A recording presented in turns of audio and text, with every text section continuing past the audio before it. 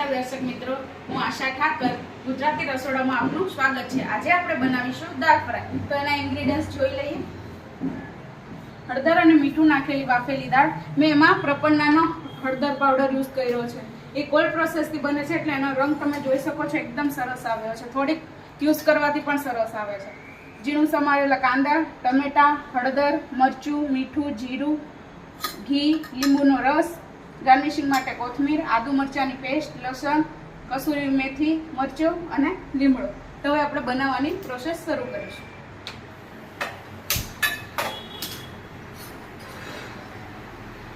પેનમાં આપણે ઘી લઈશું।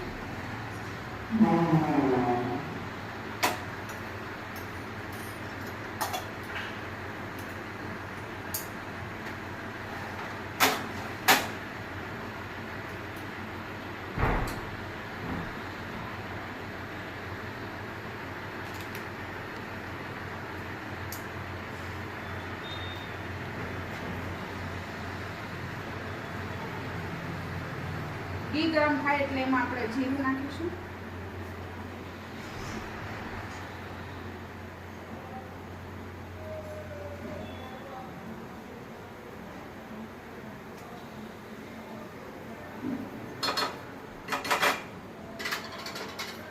જીરું તતડે એટલે એમાં આપણે લસણની પેસ્ટ, આદુ મરચાંની પેસ્ટ અને લીમડો, લાલ મરચું અને કસૂરી મેથી એડ કરીશું।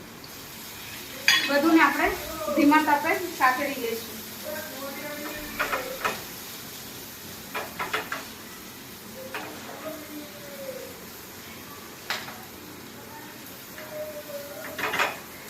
હવે એમાં આપણે ઝીણી સમારેલી ડુંગળી એડ કરીશું। એને આપણે ધીમા તાપે સાતળી લઈશું।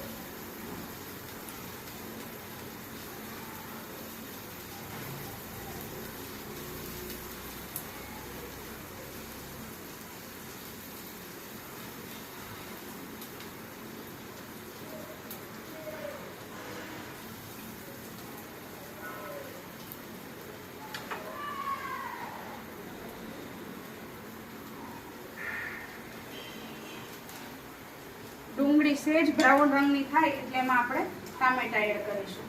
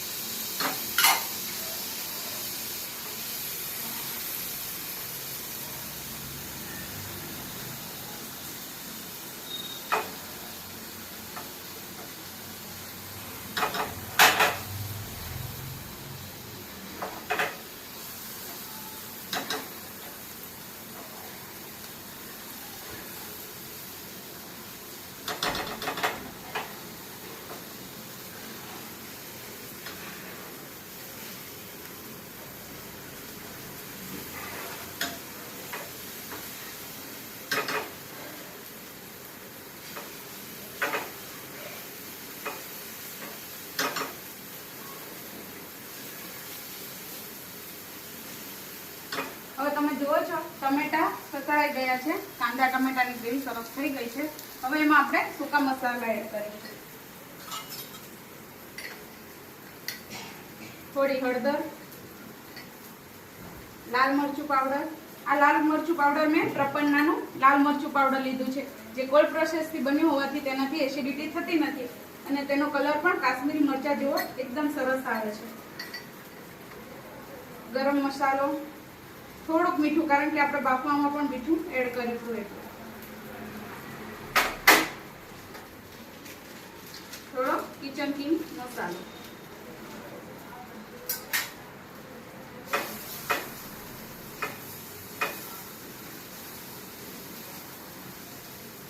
હવે આપણે એમાં દાળ એડ કરી દઈશું।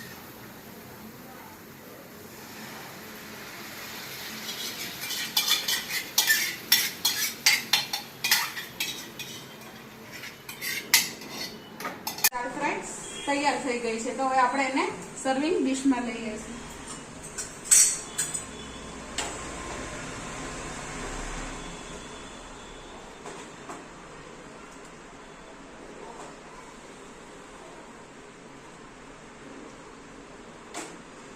તો તૈયાર છે આપણી દાળ ફ્રાય.